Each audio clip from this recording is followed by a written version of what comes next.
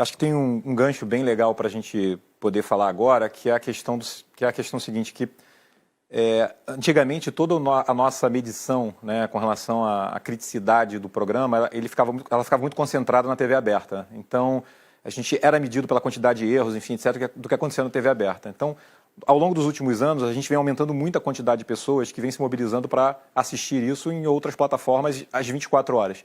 Então, o grau de exposição que a gente fica nessas plataformas também é muito grande, né? Então, a exposição ao erro, ela ganha uma dimensão quase que igual da TV aberta. E a gente pôde perceber isso muito claramente com um novo hábito que as pessoas criaram nesse BBB. Né? E eu queria fazer essa pergunta para você, Igor. Esse novo hábito que as pessoas criaram, que é sair da TV aberta e ir simultaneamente para o Globoplay, né? Para ir para uma plataforma de vídeo on demand. O que isso traz de dificuldades, né? O famoso efeito rajada, de você ter lá milhões de pessoas, né, desligando a sua TV aberta e migrando simultaneamente para a plataforma digital. Conta pra gente um pouquinho desse desafio, né? O que isso significa para uma plataforma digital ter que suportar tantas pessoas simultaneamente tentando acessar aquele mesmo conteúdo em real time. Beleza. A gente falou um pouquinho da votação agora no começo, né, da sessão, e uma das coisas que a gente brincava aqui nos bastidores é que, graças a Deus, que votação são só 3 dias, né? Só que quando a gente fala da rajada pós-programa, isso acontece todo dia. E às vezes, Paulo, acontece mais de uma vez por dia e às vezes acontece durante o programa, né? Porque a gente observou alguns fenômenos, né? A gente observou que tem uma quantidade gigantesca de pessoas que fica seguindo o Big Brother o tempo inteiro pelos canais ou Pay-Per-View ou Globoplay 24 horas e fica ativo nas redes sociais, e muitas vezes essas pessoas falam assim, o fulano de tal escorregou. E aí, de repente, do nada, a gente viu uma rajada monstruosa de pessoas entrando no Globoplay e entrando no streaming. E você fala, cara, mas o que foi que aconteceu na casa? Eu abria lá a casa, olhava, cara, não está acontecendo nada, tá? As pessoas estão aqui tomando banho de piscina, sei lá. Só que 5 minutos atrás alguém tinha tomado um tombo, tinha dado um escorregão, e a rede social ativou essa montanha de gente e entrou na casa ao mesmo tempo ali para ver o que aconteceu. E a gente tem recursos, né? Você comenta a exposição ao erro, da gente ter um problema e isso ser muito amplificado. A gente também tem funcionalidades na plataforma de você voltar e assistir o que aconteceu alguns minutos atrás e tal, e isso facilita esse tipo de comportamento, né?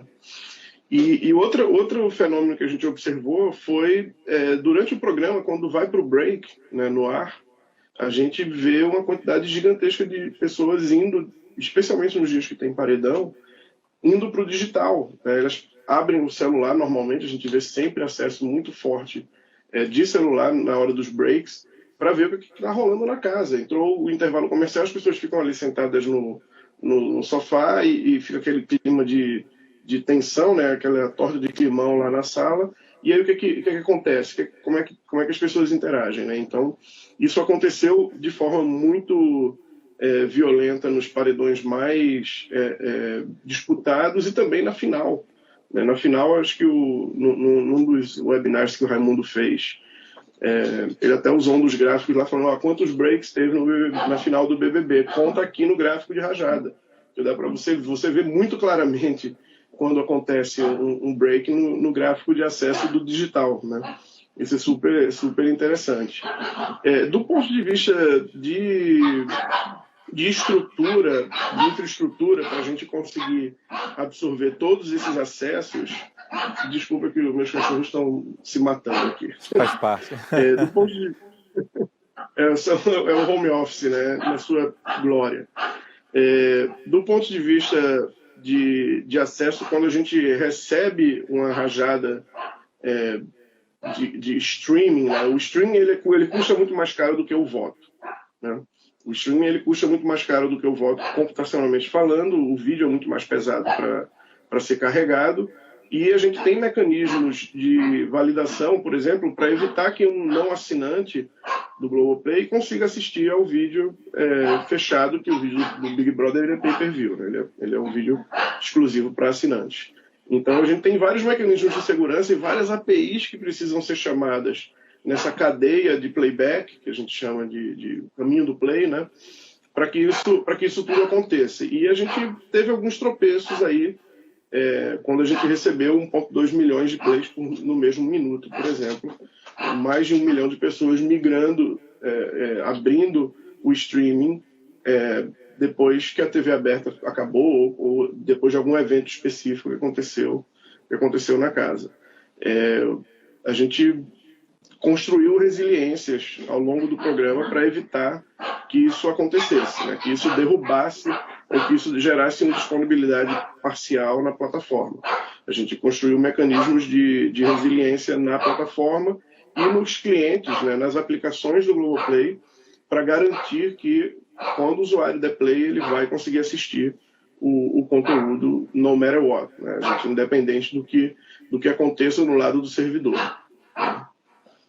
Eu acho que vale destacar esse ponto que você comentou, porque acho que as pessoas confundem muito a questão da infraestrutura que a gente tem disponível para simultaneidade, né, de plays, mas o acesso simultâneo ele exige mais nesse pico, né, do que você ter constantemente esse grupo de pessoas disponível ali de uma forma mais constante, né?